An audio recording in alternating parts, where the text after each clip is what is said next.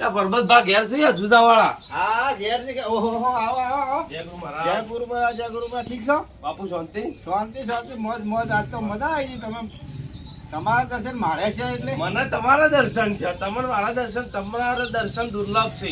એવું છે એટલે તો કવિએ કીધું કે મર્દ શીશ પર નવે, મર્દ બોલી પહેચાને, મર્દ ખિલાવે ખાય, મર્દ ચિંતા નહીં માને, મર્દ લે અગર દે, મર્દ કો મર્દ બચાવે. બરોબર બેહો તાર હેડો. હા બેહો બેહો મોજ કરીએ મોજ કરીએ બરોબર. આનંદ બીજું બીજું તો આનંદ જ છે ભાઈ બરોબર. મોજ છે ને મોજ આનંદ આનંદ. મોજ મોજ કરો બરોબર છે મજા છે ને સુખ શાંતિ દયા છે.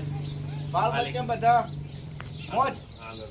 ત્યારે આપણા પિતાજી આપણી માતાજી બધા સુખ શાંતિ દયા માલી છે. ગયા છે એમ ને બરોબર છે બેઠો છે ઉપર વાળો. ઉપર વાળો આપણી ખબર તો ઉપર વાળો જ રાખે છે આખા જગત નો નાચ છે એનો. આપડી જગતનો નાથ છે ચાર નાની કીડી ની ખબર રાખતો હોય તો આપડી કેમ ન રાખે? રાખે એ નાની વાત કીડી હોય, કીડી એની પણ એને ચિંતા હોય. ચિંતા હોય છે નથી કહેતા કે ચીડીને કણ અને હાથીને મણ હોય ચીડીને કણ તો હાથીને મળ. મણ એને પૂરું કરવાનું છે એટલે એ જ કરતો હોય છે ને આપણો આમાં એ જ તાકી રહેલો હોય છે બરાબર છે કોઈ માણસ તો આજે હાલે તો કાલે પાછો ભાગે આજે માણસ હાલે ને આપણને તો કાલે પાછો ભાગે પણ જો હીરો હાલે ને તો કોઈ જાણો પાછું માગતો નથી મારો નાથ અને કોઈ દિવસ પરબતજી જીવનમાં કોઈ દિવસ કોઈ આપણાથી કોઈનું સારું ન થતું હોય બરાબર તો ખોટામાં ભાગ નહીં ભજવો. ના સારું મોટી જવું.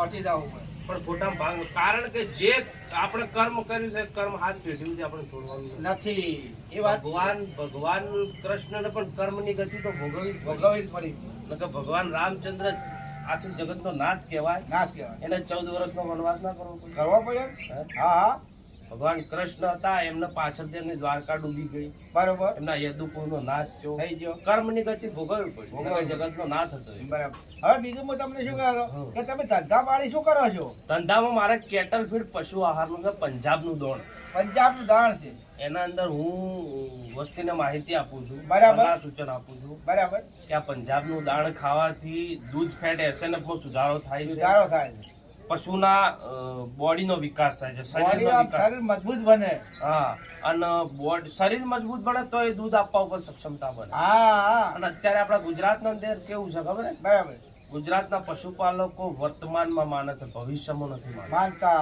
હાલ જે અત્યારે એ ખવડાઈ રહ્યા છે બરાબર પશુને, બરાબર એનાથી વર્તમાન સુધરે છે પણ ભવિષ્ય બગડેલું છે. પકડેલું છે કારણ કે જે કેમિકલ યુક્ત પદાર્થ ખવડાવે છે, કેમિકલ વસ્તુ ખવડાવે છે, હા એનાથી એની વેતર બગડે છે. બેતર બગડે છે એટલે વેતર બગડે એટલે ભવિષ્યમાં બગાડ ખરો ખોટો. સાહેબ ખરો ખરો પાછો આખો દાડો પંજાબ જે હું અત્યારે પ્રોડક્ટમાં કામ કરું છું, પંજાબનું પ્રોડક્ટ છે, એ પંજાબના પ્રોડક્ટના અંદર એને બેલેન્સ કેટલ ફીડ કહેવાય. બરાબર બરાબર બેલેન્સ કેટલ ફીડ કહેવાનો અર્થ પરબતજી એને બેલેન્સ કેટલ ફીડ કેમ કહેવાય ખબર હે? બરાબર બરાબર કે સીઝન પ્રમાણે એ લોકો જે રીતનું દાણ જોઈતું હોય ને એ પશુને જે રીતની એની જરૂરિયાત છે, બરાબર નીડેડ, બરાબર એ રીતનું એ લોકો દાણ બનાવતા હોય બરાબર, seasonનું. બરાબર. એટલે એને બેલેન્સ કેટલ ફીડ કહેવાય.